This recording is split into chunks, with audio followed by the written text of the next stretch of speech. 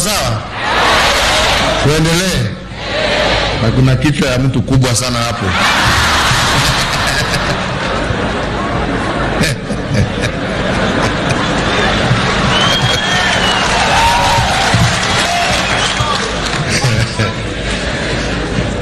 Mbele ya kuanza, ningependa kuchukua nafasi hii kwanza kuwapatia wenzetu pole sana kwa sababu ya kuaga kwa rafiki yetu mzee wetu Henry Obocha. Tafadhali mchukue na mpokee rambirambi zangu. Si sawa? Tunamkumbuka akiwa mzee wa busara na tutaendelea kusaidiana pamoja nanyi. Distinguished guests, ladies and gentlemen, let me begin by saying that I'm pleased to be with you on this occasion to mark the International Youth Day. And I am in particular pleased to be here and to see so many lively and accomplished young Kenyans. Indeed, as we have seen from the exhibitions, they have demonstrated beyond any doubt the potential of our country's young people to drive the agenda for transforming our great nation, and I congratulate all who have been exhibiting at these school grounds today. Hongera, pongezi sana.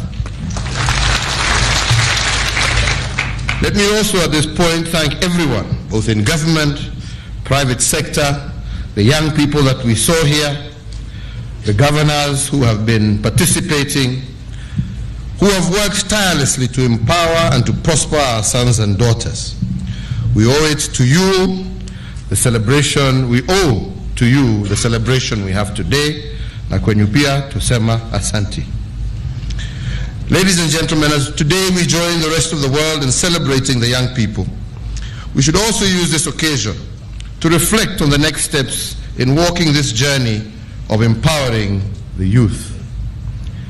There is indeed real pleasure in recognizing how far we have come, but we equally need to think about the challenges that are before us, and more importantly, what we need to do to overcome these challenges. Let's begin, as we should, by thinking about the opportunity. 3 in every 4 Kenyans are below the age of 35.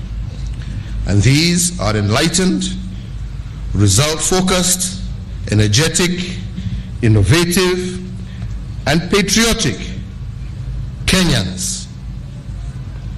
It is up to us, as your elders, therefore, not only to teach you, but to create opportunities that direct that energy in order to make you full partners in the development of our great nation.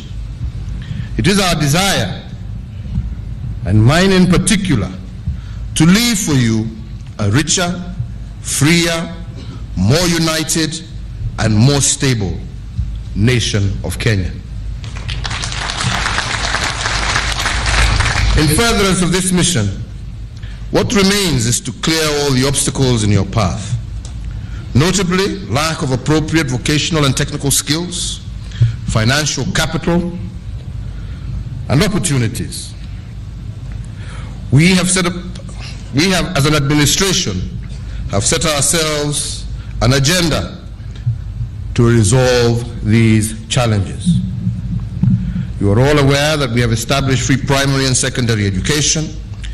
In addition, educational loans, which initially were extended only to university students, are now available to students in technical vocational educational training, TVET, and we have dedicated funds for students joining technical training institutions to ensure that no Kenyan youth fails to join and complete their courses for lack of school fees. Furthermore, in clear recognition of the important role vocational and technical skills play in driving the development agenda, my administration has resolved and is in the process of constructing 70 technical and vocational training, vocational education and training institutions with a capacity to admit 350,000 students after completion. 350,000 students after completion.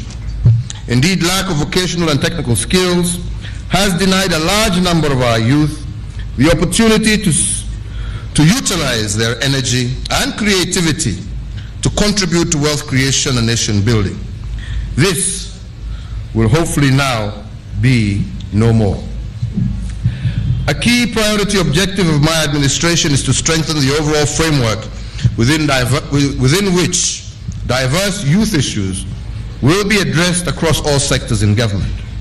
We are alive to the challenges faced by the youth in our country today, and in particular the large number of young people who are still unable to secure decent work. In line with my government's policy of youth mainstreaming, all public sector projects are now required to be youth sensitive. My administration is focused on leveraging the youth potential and building a community of young people that are productive, enlightened, and empowered through the Young Scientists Initiative. Working together with development partners and private sector, we aim under this initiative to strengthen capacity of our youth in science, technology, and innovation, so as to create a culture of creativity, entrepreneurship, and innovativeness amongst them. To ensure our youth are better empowered to effectively participate in nation building, it is also important we support them to secure on-the-job training through internships. And in this regard, I am pleased to say that the internship program in all government ministries and agencies has now been incorporated as a performance contract deliverable. Once this program is fully rolled out next year, the paid internship program will be benefiting more than 100,000 young people every year. Let me also point out that as part of the government's training and empowerment of youth policy, we are implementing the Kenya Youth Empowerment and Opportunities Project through the Ministry of Public Service, Youth and Gender Affairs, alongside other agencies. This project targets young people aged between 18 to 29 years, and its aim is to enable them access training, workplace experience, internship opportunities, and entrepreneurship support services. The project, currently under implementation in 9 counties, will gradually be rolled out in other counties over the next 3 years. The first lots of youth from 5 counties, numbering some 2,500, are currently attached to trainers in the formal and informal sector and are set to graduate later this month. This project seeks to directly train 70,000 youth over the 5-year period, and another 30,000 young people will be awarded grants to start and grow their businesses over the same period. It is worth amplifying that the Kenya Youth Empowerment and Opportunities Project has incorporated a very key component, that is, the development of a labor market information system, as our sister here was talking about. The information generated will help us to more scientifically determine the gaps in demand and supply of various vocational and technical skills, but more importantly will help in decision making and planning the training programs for the technical and vocational skills. As part of the Youth Empowerment Program, my administration has created an environment conducive and supportive of those with entrepreneurial spirit to set up their business enterprises. And it is for this reason that we have expanded national funding programs that support business development services among vulnerable groups, including youth, women, and persons living with disabilities, as a way of promoting their inclusion into the mainstream economy. The funds in reference include Uwezo Fund, the National Government Alternative Action Fund, the Youth Empowerment Development Fund. Since inception in 2014, the Uwezo Fund has seen loan disbursements in excess of 5.6 billion to 63,861 vulnerable groups across the country.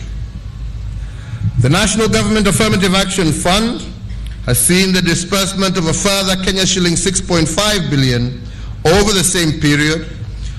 And with respect to the Youth Empowerment Development Fund, over 12.4 billion has been distributed in affordable loans to almost 2 million youth enterprises in our country.